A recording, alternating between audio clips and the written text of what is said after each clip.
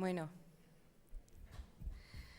asistimos a la última ponencia de la jornada de hoy, titulada Género, Discapacidad y Actividad Física, a cargo de doña Nuria Mendoza Laiz, directora del Departamento de Ciencias del Deporte de Toledo, de la Universidad de Castilla-La Mancha, profesora titular de la Facultad de Ciencias del Deporte, directora del Laboratorio de Rendimiento y Readaptación Muscular y presidenta de la Asociación Española de Ciencias del Deporte. Muchas gracias. En 15 minutos he terminado. Voy a ir a toda velocidad. ¿Vale? Voy a ir lo más rápido posible. He metido también algunos vídeos, pero entiendo que esta hora de la tarde ya hay todo el día aquí y es muy cansado. Entonces voy a intentar resumir lo más rápido posible y, bueno, marcaros un poquito el reflejo que existe ahora mismo en el tema del género, discapacidad y actividad física, daros unas pautas o un plan de acción que creo que se podría hacer para mejorar la situación que puede existir en esta doble o triple discriminación que existe entre el género, discapacidad y actividad física, y con eso ya a la cena de esta noche. Bueno, cuando me dijeron que tenía que hablar del tema de género, discapacidad y actividad física, nosotros allí en Toledo tenemos, en el máster de investigación, tenemos dos módulos, uno en el ámbito de la salud y otro en el ámbito de rendimiento, donde tocamos la parte de género, ¿no? Entonces, bueno, como he venido oyendo a lo largo de todo el día, la verdad que hay que recoger datos, hay que saber un poco cómo está la situación. Y muchas veces la situación, cuando empiezas a rebuscar, te sorprende, porque a lo mejor no está tan mal como crees, o sí. Entonces, en el tema del género, de primeras tú dices, bueno, género, discapacidad, actividad física, bueno, seguro que el porcentaje de mujeres es mínimo, el que existe, que haga actividad física o deporte. Pero claro, luego tienes que empezar a diferenciar, ¿pero deporte de base o deporte de competición? Realmente los niños o las personas que ya son adultas. Realmente hay mucha diferencia entre hombres y mujeres sin discapacidad o hombres y mujeres con discapacidad.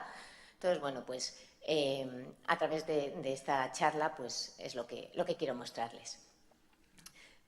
Estereotipos, y voy a pasar rápido a todas estas diapositivas. Muchas veces hablamos de estereotipos, hablamos de género, de sexo, y muchas veces mezclamos términos, no me voy a detener, ¿no?, a ello. Pero sí es verdad que hoy en día, pues antes siempre cuando hablamos de género decíamos masculino y femenino, y hoy en día pues no solamente existe eso, ¿no? Existe este tercer género que ya se habla, el transgénero, tantos términos dependiendo, bueno, pues el entorno, en las condiciones que ha rodeado a la persona, pues que le lleva hacia un lado o hacia otro y que a lo mejor no se define como masculino y femenino.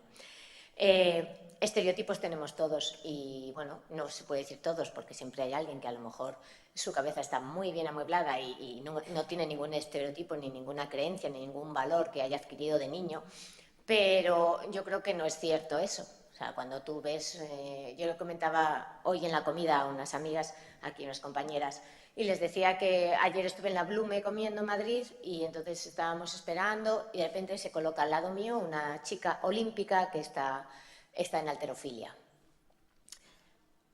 ¿Os la podéis imaginar? Una chica olímpica. Bueno, pues yo estoy metida en este mundo y en este ámbito y me sorprende. Y me sorprende esos brazos, ese cuello, esa espalda, ese cuerpo que es masculino y no es femenino. Entonces, bueno, pues claro, de primeras es normal que tengamos esos choques, ¿no? Y que cuando tú tienes un niño, pues va al fútbol, al baloncesto, tienes una niña, va a gimnasia rítmica, patinaje. Es lo que hay, es lo que hemos vivido. ¿Que luego ahora ya cada vez hay más niñas que juegan al fútbol? Sí, pero tampoco es tanto. Entonces, cuando aparecen, pues sí es verdad que nos pueden sorprender. Y eso no es malo que hayamos tenido unas creencias. Lo que sí hay que hacer es que aquellas que son erróneas o que están equivocadas, pues que poco a poco vayamos intentando educar a nuestros hijos y a la gente que nos rodea para que empiecen a transformarlo, ¿no?, si lo creen conveniente. Os tengo aquí un vídeo.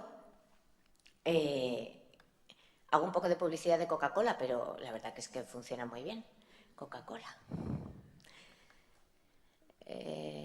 No sé si me lo coge aquí.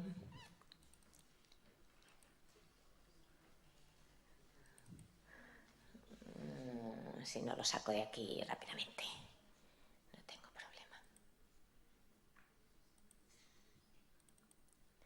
A ver si lo podemos ver.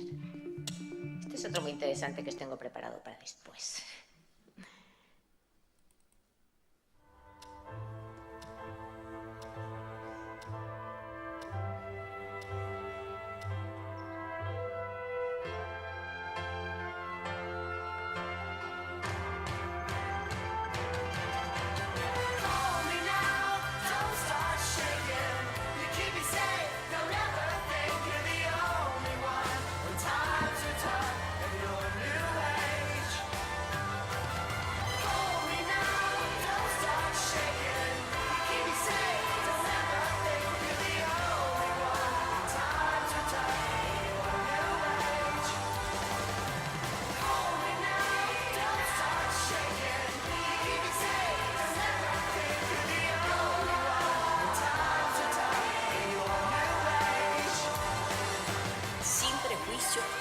Hacemos un mundo más feliz.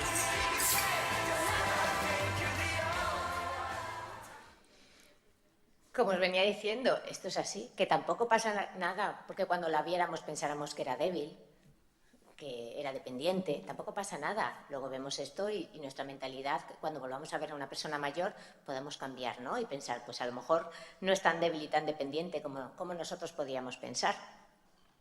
Este es el otro vídeo, que tampoco me va a dejar cogerlo aquí. Si apagáis mucho las luces, se me duermen atrás.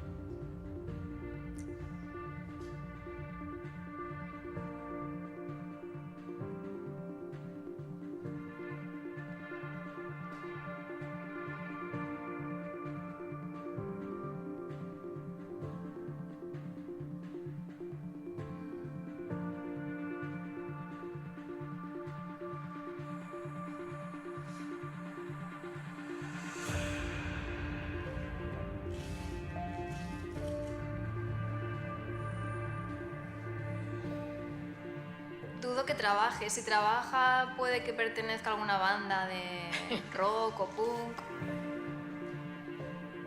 Este señor, pues bueno, puede ser lo mismo, puede ser un DJ, que puede ser, no sé, un animador de un bailarín. Que ella no es muy fuerte, que no es muy activa. Le gusta tejer y bordar. Pues puede ser que es un gamberro que por la noche se dedica a delinquir, a abrir coches, a lo que corresponda con tal de no integrarse a la sociedad. Yo creo que ella piensa que los valores que tienen los jóvenes hoy en día no son tan fuertes como antes. Pienso que es una persona tal vez violenta, agresiva. Si me lo encuentro sola por la calle, sí que me daría miedo.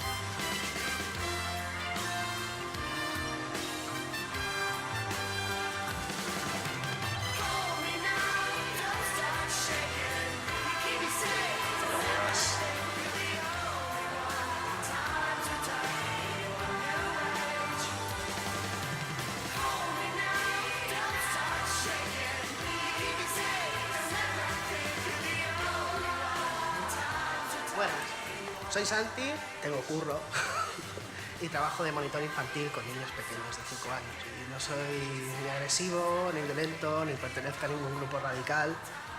Mi nombre es Antonio Ondó, tengo un grado superior de Telecomunicaciones Informática. ¡Hostia!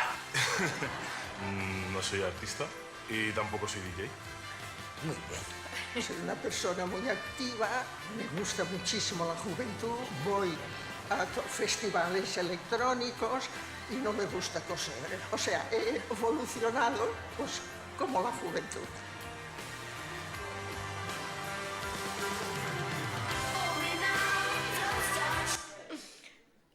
Bueno, nos hubiera podido pasar a cualquiera y si alguien dice de aquí que no, miente. Es rápido. O sea, nosotros es que es así y no pasa nada. No pasa nada si luego sabemos adaptarnos, ¿no?, a la nueva situación, que es la importancia.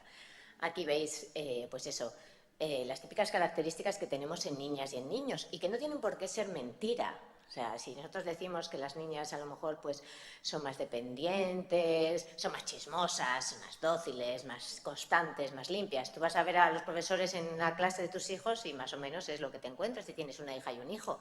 Los chicos pues les gustan jugar a juegos pues que son un poquito más bruscos, a lo mejor son más perezosos. O sea que puede que no sea que todas las niñas sean así ni todos los niños sean así, pero sí es verdad que puede ser. Este vídeo, si tenemos tiempo y nos apetece, lo vemos, si no, lo dejamos.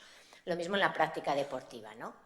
Entonces, ¿qué pasa? Esto es en general, ¿no? Niños, niñas. Pero ¿qué pasa con nuestros chicos, ¿no? Nuestros chicos con discapacidad, nuestras chicas con discapacidad. El Consejo Superior de Deportes ha presentado ahora una estadística. Son datos, pero no tienen nada que ver con los datos maravillosos que nos ha presentado la otra ponente. Estos son muy breves, simplemente para situarnos. Sobre cómo está el deporte, ¿no?, en general, con personas con discapacidad, personas sin discapacidad. Y han hecho una estadística, una base de datos, mirando a ver las diferentes licencias federativas, etc. Entonces, este porcentaje que veis aquí, que es en deportistas de alto nivel, estamos hablando ahora mismo de alto nivel, hay una diferencia, se ve entre hombres y mujeres sin discapacidad. La misma diferencia, más o menos, lo tenemos en licencias cuando hablamos de deportistas con discapacidad. No hacen una distinción, bueno, en algunos casos sí, de hombres y mujeres, pero realmente la gran diferencia que hacen es qué pasa con las personas sin discapacidad y las personas con discapacidad. No suelen entrar tan fino y hilar tan fino en ese tema, que es un tema que sí que deberíamos abordarlo. Es algo que está en el aire, que todavía no hay mucho análisis estadístico, no se sabe muy bien. Ayer estuvimos en Madrid en una reunión con todos los directores generales de deportes de España, de todas las comunidades autónomas. Y bueno, se solicitaba que por favor desde todas las comunidades autónomas nos enviaran qué censos tienen de personas con discapacidad, mujeres y hombres, cuántas actividades deportivas ofrecían a cada una de las federaciones, porque si ya no tenemos datos en la misma federación de hombres y mujeres, olvidaros en que hayan datos referentes a cada deporte que se practica o cada modalidad deportiva dentro de cada federación, ¿no? Y dentro de cada deporte, hombres y mujeres, ¿no? Esos datos reales pues todavía no están.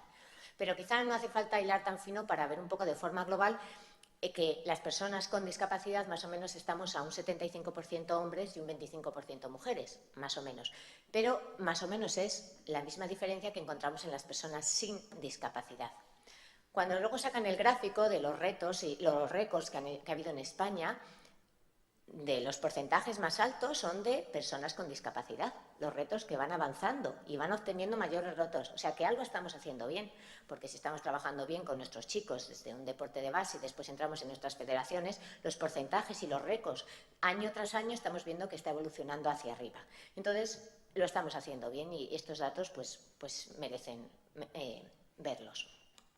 Cuando aquí hacen una distinción por federaciones, no por modalidades deportivas, en el chicos y chicas, hombres y mujeres 15 y 16, ¿vale? Si vemos, por ejemplo, en la discapacidad intelectual, aquí ha bajado 1, bueno, en ciegos ha bajado bastante, pero en 15 y 16 más o menos se mantiene, lo mismo en deporte de parálisis cerebral, pero cuando vamos a los hombres, más o menos nos encontramos las mismas cifras, es decir, que tampoco hay tanta diferencia. Es más, ayer me comentaba el gerente Alberto Jofre del Comité Paralímpico Internacional hablando sobre este tema, ¿no? Que le estuve diciendo, pues vengo aquí y tal, y me dijo, mira, si hay 70 y 25%, luego el 50% de las medallas que obtenemos en las Paralimpiadas es de mujeres.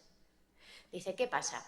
Dice, si hablamos en un deporte de competición de alto nivel, hay deportes como ellos llaman inmaduros, por ejemplo. Hay un caso de una persona que yo conozco. Ha hecho deporte toda la vida, sí, pero un deporte a nivel nacional. De repente este año decidió que iba a cambiar de deporte y se ha metido al bádminton. Pues en 6 meses va a un campeonato del mundo y seguramente va a las Paralimpiadas. Es decir, ¿qué deportista con o sin discapacidad, hombre, puede llegar en 8 meses, en un año, llegar a unas Paralimpiadas? Muy poquito. Es decir, que si hablamos de deporte con competición, las mujeres con discapacidad que se lo toman en serio llegan a los niveles más altos con mucho esfuerzo, no digo que no, pero llegan a los niveles más altos. En cambio, a lo mejor hay personas con o sin discapacidad que es hombre y no llega a esos niveles porque el nivel o el deporte que están practicando es más duro o tiene más competición. Es decir, que en alta competición casi es algo positivo ser mujer porque consigues llegar a retos mucho antes que los chicos.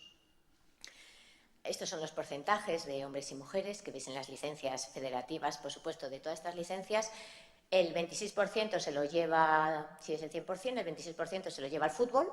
Luego tenemos balonmano, tenemos baloncesto. Y luego, por federaciones con personas con discapacidad, podemos estar en el 0,1, 0,2. Por ahí vamos, porcentualmente. ¿Vale? Más o menos es así como está. Es cierto que desde hace unos años el Consejo Superior de Deportes tiene un programa de Mujer y Deporte que abarca y da lugar a muchos servicios y a muchos proyectos, no solo a personas sin discapacidad, sino a personas con discapacidad, y que se está consiguiendo que en los porcentajes que se están viendo las mujeres o se mantengan o mejoren, es decir, que no baja. Entonces, está viendo que ese programa se está llevando a cabo. Es más, cuando tuvimos una reunión con todos los presidentes de las federaciones nacionales de personas con discapacidad, nos decían que por qué ese programa que estaba específico para mujer y deporte sin discapacidad, por qué el Consejo Superior de Deportes no hacía otro igual para personas con discapacidad. Ya no distinguían hombres y mujeres, con discapacidad, porque se veía que, por ejemplo, para las personas con discapacidad intelectual era el número de licencias mayor que tenía el Consejo Superior de Deporte, pero luego era el que menos ayuda recibía, y eso es cierto. Porque luego a nivel competitivo, de alta competición, pues a lo mejor no llegan tanto las personas con discapacidad intelectual y a lo mejor deporte para personas físicas no tiene tanto, pero llega muy arriba, entonces suelen tener más ayudas, etcétera. Entonces, bueno, desde allí el presidente dijo que iba a apoyar, a partir de ahora iba a apoyar mucho más a las personas con discapacidad intelectual porque realmente las licencias que había, triplicaba o mucho más las licencias de cualquier otra discapacidad. Con esos programas de mujer y deporte que hace el Consejo Superior de Deportes, luego las diferentes federaciones, por ejemplo esta de la Federación Española, utiliza ese presupuesto que tienen, ¿no? Entonces hacen diferentes dosieres para dar publicidad, luego os iré contando lo que yo creo que habría que hacer para mejorarlo, ¿no? Apoyan a las personas que a lo mejor quieren ser madres y durante el tiempo que están embarazadas y que tienen al niño pequeño les dan dinero, una beca para que puedan, si no hacen deporte, pues poder estar ahí y no tener que trabajar y luego poder volver a la competición. Es decir, se están haciendo muchas cosas y sobre todo están intentando a través de vídeos, de dosieres, de publicaciones, a través de las redes sociales, que hoy en día es fundamental, pues publicitar un poco el deporte adaptado para personas con discapacidad, mujeres. Sacan libros, sacan documentos para que la gente lo vaya leyendo, pero claro, te tiene que interesar el ir y leerlo. Si no es difícil, hay que ser realista. En la Federación de Deporte del FEDI, bueno, pues también hacen cosas. Pero claro, ¿qué problema hay aquí? Que muchas veces el presupuesto que te dan o que te aportan, quizá deberías decir, mira, este presupuesto es específico y fijo y solamente lo voy a dedicar a mujer y deporte con discapacidad. Y no un presupuesto donde te aumento un tanto por ciento y luego a partir de ahí, porque luego sabemos que esos presupuestos que van un poco de todo, al final acaba en otras ayudas que se necesitan. Y esto se deja a un lado. Entonces sí que estaría bien que dentro de esos presupuestos que nos dan sí que destináramos y tuviéramos muy claro que lo que vamos a promocionar es el deporte de base, sobre todo para las personas con discapacidad. El otro día salía aquí en Sevilla un titular que no me voy a meter con el deporte para discapacitados, no me voy a meter con la terminología personas con discapacidad, pero si os dais cuenta la diferencia hace personas con discapacidad y luego el impulso de igualdad de género, pero en niños sin discapacidad. Entonces el artículo que hablaba de los niños y niñas que habían que mejorar porque los niños, las niñas no hacían mucho deporte y tal. Y luego eran las personas con discapacidad, pero dentro de las personas con discapacidad no hacía la diferencia de hombres y mujeres. Eso es un paso que todavía yo creo que estamos un poco lejos de que la gente sea consciente de que eso nos preocupa a las personas que trabajamos con niñas o con mujeres con discapacidad. Entonces, bueno, pues sí con las personas que no tienen discapacidad, pero con los otros no. En los diferentes ámbitos que una mujer puede tener su hueco, en deporte de competición, como os digo, si es mujer y tiene discapacidad, puede llegar alto. En deporte terapéutico, deporte recreativo, dependiendo qué tipo de discapacidad, también, por ejemplo, en discapacidad intelectual, en la parte de ocio, tiene un porcentaje muy elevado, cosa que a lo mejor en otros deportes no. En gestión, si hablamos de discapacidad intelectual, no, pero si hablamos de discapacidad física, una lesión medular, por ejemplo, hay muchas fundaciones que las dirige personas que van en silla de ruedas y que muchas veces ellas dicen, no, si yo por ser mujer normalmente tengo más facilidad para recoger recursos, o les doy pena o les gusta que venga yo, pero realmente me da mucha más financiación. O sea que eso también es ahí. Y luego en la investigación, bueno, pues son las mujeres que se dediquen, que muchas veces hay pocos roles de personas que luchen por el deporte para personas con discapacidad de forma femenina. Lo que sí es cierto es que hay muchos factores que son problemáticos y que son limitantes y que no debemos ocultar y que somos diferentes. Las mujeres somos de una manera y los hombres son de otra. Entonces hay que intentar que todos tengamos las mismas posibilidades, igualdad de derechos, de oportunidades, pero somos diferentes. Y a nivel biológico, pues nosotros el rendimiento nuestro organismo lo adapta de una manera diferente que los hombres, tenemos la fuerza es distinta en hombres y mujeres, la potencia es distinta en hombres y mujeres, entonces cuando hablamos de niveles muy altos, eso marca la diferencia. Entonces, muchas veces David Sanz, un compañero nuestro y seleccionador nacional de tenis en silla de ruedas, él decía, si yo estoy encantado porque haya una chica en la selección, pero empieza a entrenar y el ritmo de entrenamiento que se necesita para conseguir las puntuaciones para llegar, pues no llega. ¿Qué está haciendo, por ejemplo, el Consejo Superior de Deportes? Hace 3 años, desde arriba, desde el Comité Internacional, decidieron que iban a hacer campeonatos mixtos.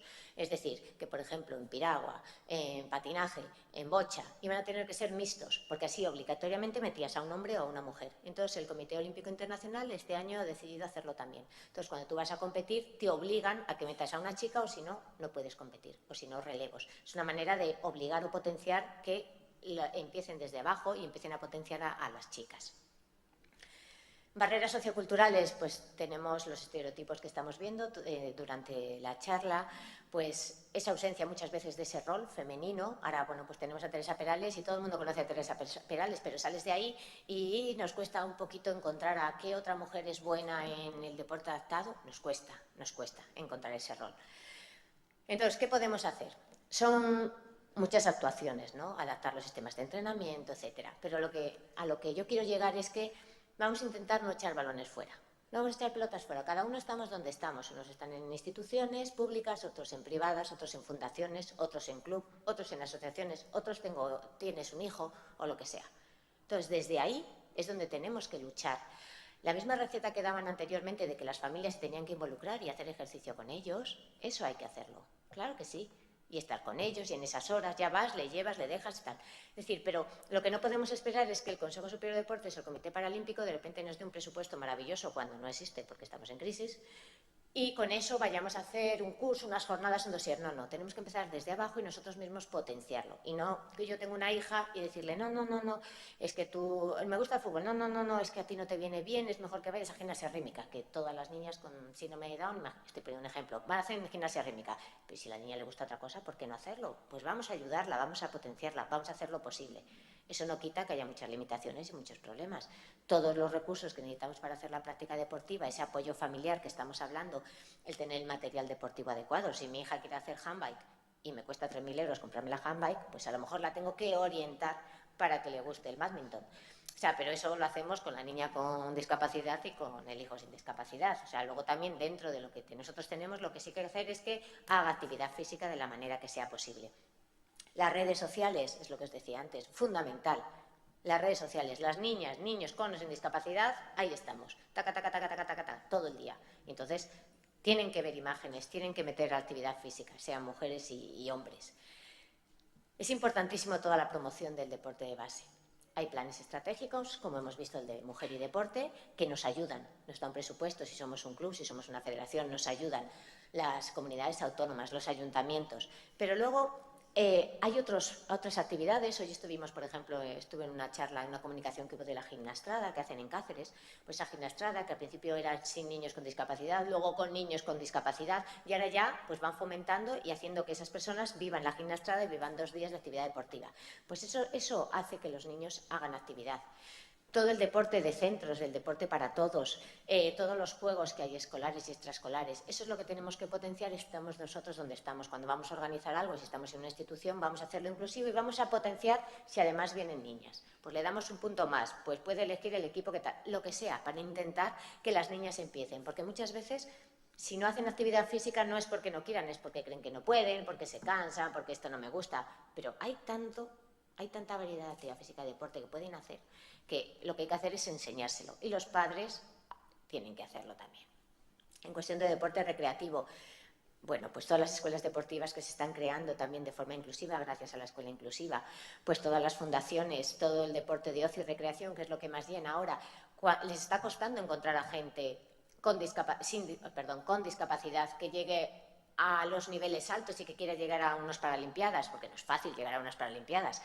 ¿Por qué? Porque la gente normal, ya pasa tanto en las Paralimpiadas como en los Olímpicos, nos gusta pasarlo bien, divertirnos, hacer deporte y luego tomarnos nuestra cañita con nuestros amigos. Y hacer un partidito de fútbol, pero no todos los días a la semana, entrenar 3 horas diarias, cuidar la alimentación, no poder salir. Pues eso, a la mayoría de la gente cada vez nos gusta menos llevar una vida tan estricta y nos gusta disfrutar de toda la variedad. Pues, por ejemplo, nosotros tenemos allí en Toledo una escuela de baloncesto, que es una fábrica de valores que se llama. Entonces hay niños sin discapacidad y luego a la vez entrenamos en el pabellón niños con discapacidad intelectual. Y muchas veces, 2 veces al mes, hacemos, al final de la clase, jugamos todos juntos. Con niños y niños sin discapacidad hacemos un partidillo. Y también, al acabar la sesión de baloncesto de nuestros hijos pequeños, los padres nos quedamos a jugar un poquito a baloncesto mientras los niños se ríen de nosotros, que no tenemos ni idea, ¿no? Pero, por ejemplo, ellos promueven también, el próximo domingo hay una vuelta al Tajo y vamos a ir todos juntos para conocernos todos. Pues el domingo iremos todos a dar la vuelta al Tajo, personas y familias con y sin niños con discapacidad. Y es una manera también de enganchar, de enlazar unos con otros, ¿vale? Y también los niños hacen actividad física de una manera lúdica y con los niños que están jugando a baloncesto. Lo que está claro es que hay que diseñar un modelo, no se puede ir a lo loco. Hay que hablar con expertos y con gente que tiene experiencia en todos los niveles y a partir de ahí publicar lo que estábamos viendo y lo que hemos visto en la otra. Necesitamos publicar, necesitamos mostrar, ya sea a nivel muy científico, ya sea a nivel más de calle, pero necesitamos que se vea. Nosotros en el deporte paralímpico, deporte de base para personas con discapacidad, tenemos puntos fuertes porque tenemos muchos referentes. Cada vez las instituciones públicas y privadas ayudan más para subvencionar los programas. Es cierto que la base la tenemos regular. Ya no vamos a hablar de masculino ni femenino, sino el deporte para personas con discapacidad. Ahí necesitamos ese empujón de todas las instituciones para seguir adelante.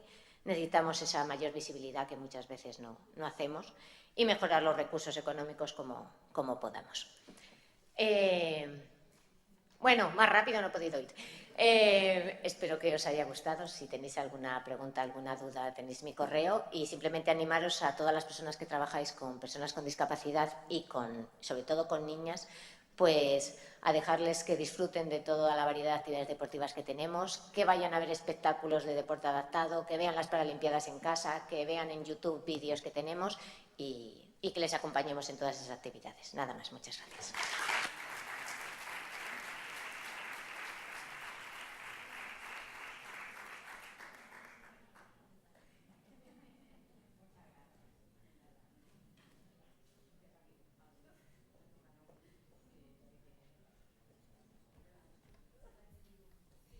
Bueno, pues muchísimas gracias, Nuria. Nos vemos mañana aquí a las 9:30, ¿de acuerdo?